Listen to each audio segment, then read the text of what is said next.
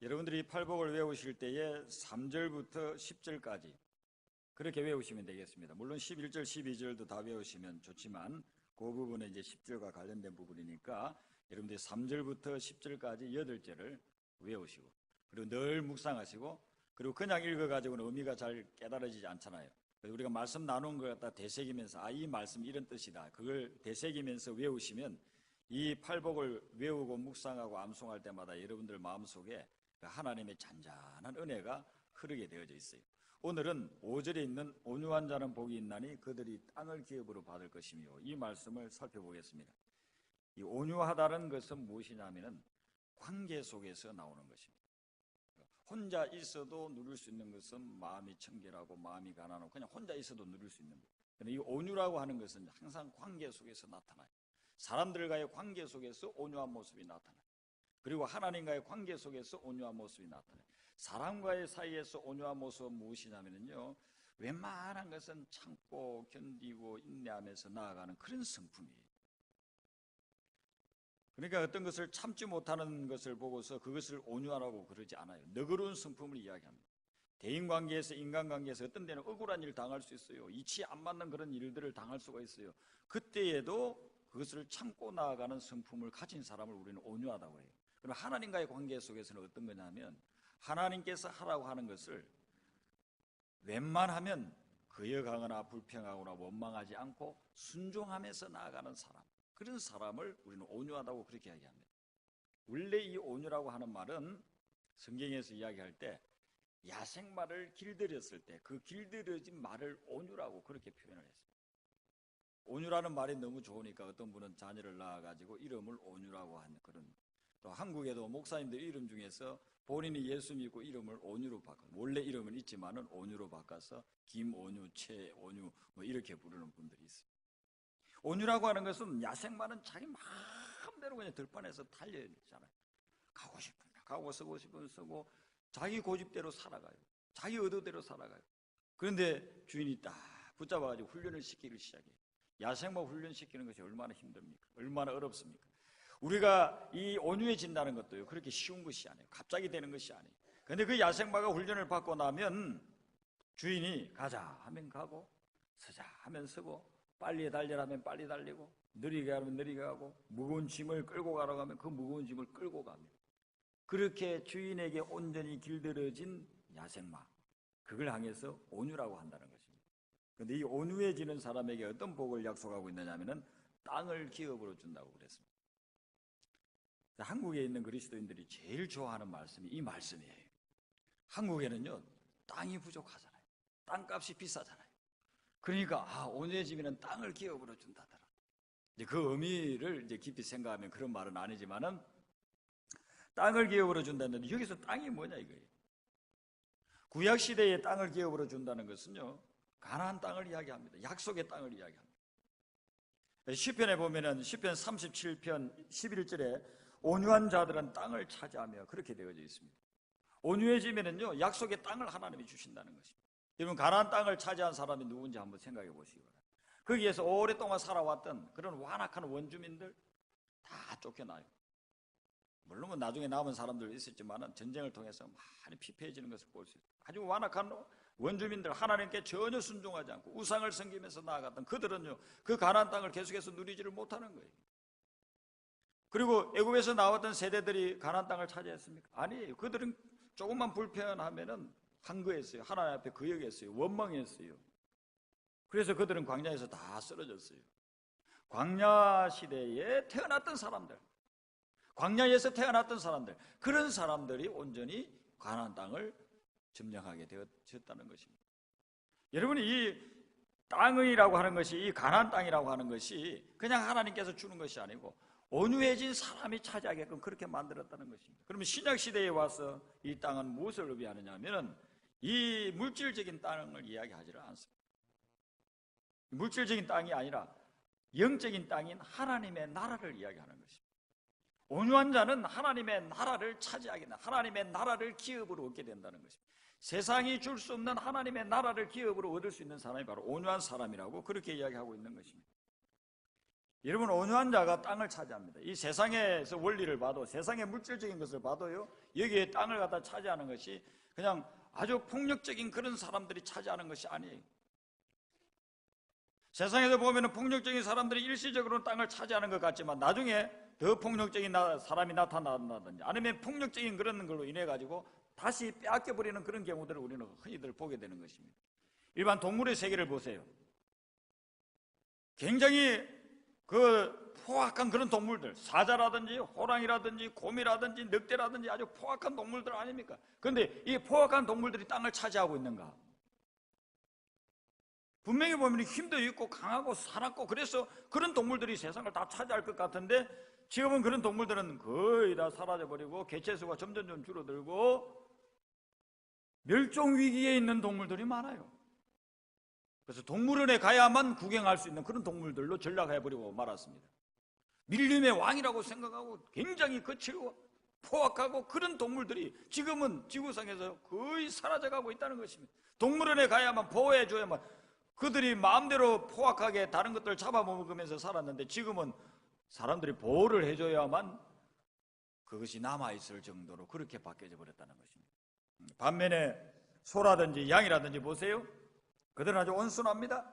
그런데 소나 양은 세계 어디를 가도 다 있어요. 초원이 있는 곳에는 양을 다 키울 수가 있는 거예요. 양들의 그 숫자가 엄청나게 늘어나서 동물원에 뭐 가다 놀 필요가 없어요. 동물에 가면 소나 양은 볼 수가 없어요. 어디서든지 볼 수 있기 때문에. 하나님께서 우리에게 만들어준 이런 창조의 원리가 여기에 들어있다는 것입니다. 온유해질 때에 하나님의 기업을 얻을 수 있고 세상의 원리 속에서도 온유해져야 땅을 차지할 수 있게 되는 그런 결과를 가져오게 된다는 것입니다. 그러면 여러분, 어떻게 하면 우리가 온유해질 수 있느냐는 것이죠. 저는 성경 말씀 중에서 제 개인적으로는요, 가장 어려운 말씀이 이 온유해지는 거라고 그렇게 생각을 합니다. 왜냐하면 저는 자라난 환경이 굉장히 거칠은 환경에서 자라났어요. 바닷가에서 하루 가가지고 그 바다에서 그물 던져가지고 고기 잡아와가지고서는 그리고서는 그것을 팔아서 그냥 또 먹고 사는 그런 사람들. 그 바닷가에 가면 사람들이 거칠잖아요. 환경이 사람을 거칠게 만들잖아요. 제 친구들 중에서는 아버님이 젊었을 때 돌아가신 분들이 많아요. 제 친구 어머님들은 가부가 많아요. 그러니까 또 남편 없이 애들 먹이 살려야 되니까 시장에 가가지고 고기 팔고 막 이렇게 하면서 조금이라도 손해보면 막 싸우고, 뭐 여자들도 잘 싸워요. 남자들만 싸우는 게 아니고 남자들은 그냥 희망이 없으니까 술 마시고 싸우고.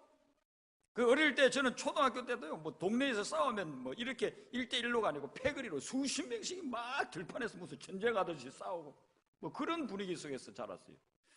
그러다가 고등학교 때 예수님을 믿게 됐는데 성경을 읽어보면요, 온유라는 말은 저하고 전혀 상관없는 것처럼 들렸어요.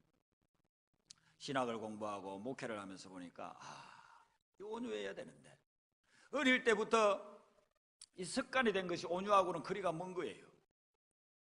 어떻게 하면 온유할 수 있을까? 그것 때문에 참 많이 고민도 했습니다.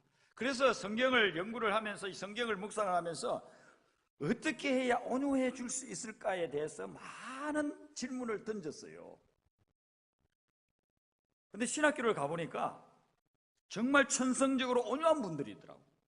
목사님의 자녀로, 장로님의 자녀로 자라가지고 신학을 공부하러 왔어요. 그런데 말씀하시는 것이나 행동하는 것이나 굉장히 온유한 거예요. 얼마나 부러운지 몰라요. 여러분이 성경에서 말하는 온유라고 하는 것은 천성적으로 타고난 온유도 될 수 있고 또 사람이 노력해가지고 가지는 온유도 될 수 있지만 그것만을 이야기하는 것이 아니에요. 성경에서 말하는 이 온유해지는 방법은 어떤 거냐면, 먼저 성령의 불을 받아야 온유해지기를 시작합니다. 천성적으로 내가 온유해지지 못했어요. 자라난 환경 속에서 온유해지지 못했어요. 그런데 성령의 불이 내 영혼에 임하기 시작하면, 성령의 불이 내 마음에 임하기 시작하면요, 사람이 온유해지는 거예요. 옛날에는 대나무 가지고 죽쇠공품들을 만들었어요. 근데 큰 대나무들은요, 탁 잘라가지고 이걸 휘려고 하면 절대로 휘어지지를 않아요. 그러면 죽쇠공품을 만드는 분들이 어떻게 하느냐면은 불을 여기에 딱 붙이고서는 그 위에 대나무를 이렇게 오그라지게 하게 시작하면요, 불을 받는 그 부분은요 굽어져요. 그래서 그걸 가지고 갈고리도 만들고 뭐 그릇도 만들고 여러 가지를 만드는 거예요. 대나무 그게 얼마나 고든 나무입니까? 그걸 그냥 손으로 하려고 하면 웬만한 장정들이 그걸 못해요. 그거 잘못하다가 또 부러지면서 가스가 형성돼가지고 손을 그냥 찔러버려요. 근데 그걸 불 위에서 이렇게 굽기 시작하면은요, 그게 그냥 90도로 이렇게 굽어지기 시작하는 거예요. 불이 들어가면은요, 그 딱딱한 대나무도 굽어지기를 시작합니다. 부드러워지기를 시작하는 것입니다. 불이 들어가면요, 심지어 쇳덩어리마저도 절대로 우리가 뭐 손으로 굽을 수 없는 그런 쇳덩어리마저도 불이 들어가면요, 부드러워지는 거예요. 성령의 불이 우리에게 임하면 우리의 성품 속에 부드러워지게끔 하는 그런 역사가 일어납니다. 그래서 여러분들이 성령의 충만을 날마다 사모하시기를 바랍니다. 우리 인격이 부드러워지는 것은 다른 것을 하는 거예요. 성령이 나를 온전히 지배할 때. 여러분 한번 생각해 보세요. 우리가 상식적으로 생각하고 또 우리가 원리적으로 생각해 보면은, 이론적으로 이야기한다면 성령이 나를 100% 지배한다. 아침부터 저녁에 잠잘 때까지, 심지어 잠을 잘 때 꿈꾸는 것까지 성령이 나를 온전히 지배한다. 그러면요, 그 사람은 완벽하게 온유해질 수가 있어요. 왜 온유해지지 않느냐 하면은 성령이 나를 지배하지 않는 순간이 자꾸 생기기 때문에. 아침에 기도하고 이렇게 나와서 여러분들이 찬양하고 예배 드릴 때는요, 성령이 지배하니까 온유해져요. 근데 예배 마치고서, 기도 마치고서 이제 집에 가가지고 밥 먹고서 가는데, 그냥 운전하고 가는데 누가 팍 끼어든다. 그런 상황이 되면요, 온유가 도망을 가버리는 거예요. 성령이 나오고 그래가 멀어져 버리는 거예요. 그럼 내 혈기가 나오는 거예요. 내 기본적인 근본적인 내 밑바닥에 있는 게 확 나오는 거예요. 온유해지지를 못하는 거예요.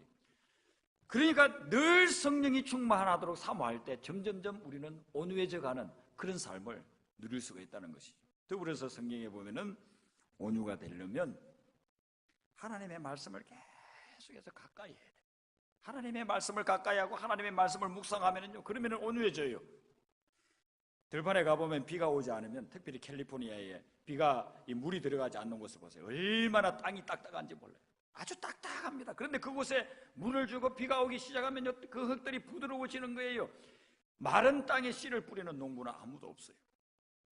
봄에 비가 오면은요, 비가 와가지고 촉촉해졌을 때 그 부드러워진 땅에다가 씨를 뿌리면요, 거기에서 싹씨 나가지고 30배, 60배, 100배의 열매를 맺게 되는 것입니다. 하나님의 말씀이 내 영혼과 내 삶을 갖다가 자꾸만 적시기 시작하면, 그러면 거기에서 점점 부드러워져서 온유해지는 그런 성품으로서 변화가 되어진다는 것입니다. 더불어서 여러분, 우리가 하나 더 알아야 될 것은, 온유해지려고 하면요, 연단을 통해서 온유해져요. 토기장이들이 이 토기를 만들 때요, 산에서 흙을 가져와 가지고 막 덩어리 진 걸, 그걸 가지고서 그냥 범벅을 해서 토기를 만들지 않습니다. 그걸 계속해서 나무망치를 가지고 부숴요. 갱이를 가지고 부숴요. 그래서 그게 다 부서져 가지고 부드러워졌을 때에 또 채로 흘러내요. 그래서 모래보다도 더 부드러운 아주 그냥 밀가루 같은 그런 흙이 되어졌을 때, 그 흙에 물을 부어 가지고서는, 그리고 반죽을 만들어서 그 아름다운 도자기를 만드는 것입니다. 청작이나 이조백자나 그런 정말 유명한 그런 도자기들을 만들어내는 것입니다.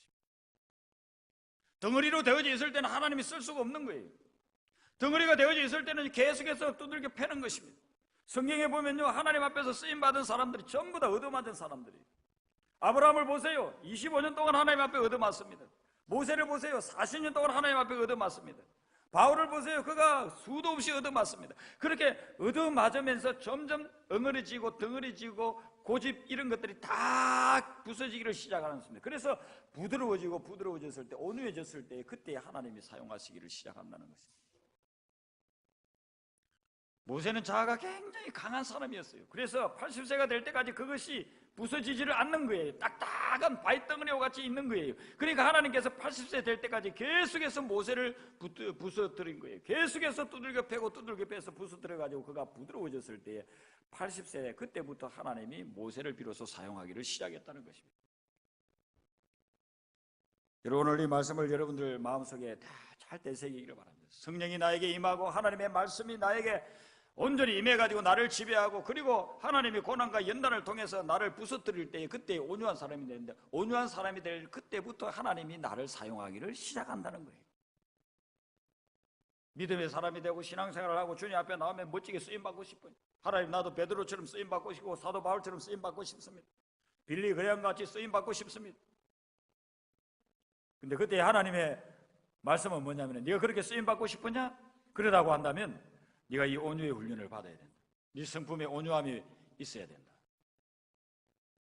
중국에 노자라고 하는 사상가가 있었습니다. 그가 죽기 전에 제자들을 다 모아놓고서 질문을 하는 거예요. 내 입을 잘 봐라. 내 입에 무엇이 있는지. 그러면서 입을 벌려가지고 보여줍니다.